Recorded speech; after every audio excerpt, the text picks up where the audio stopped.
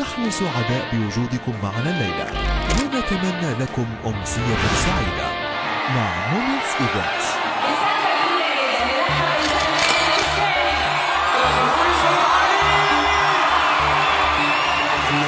بس ورد نرجس اللي برد بس صعب ارجع عشان يتنرد هيدا تعبان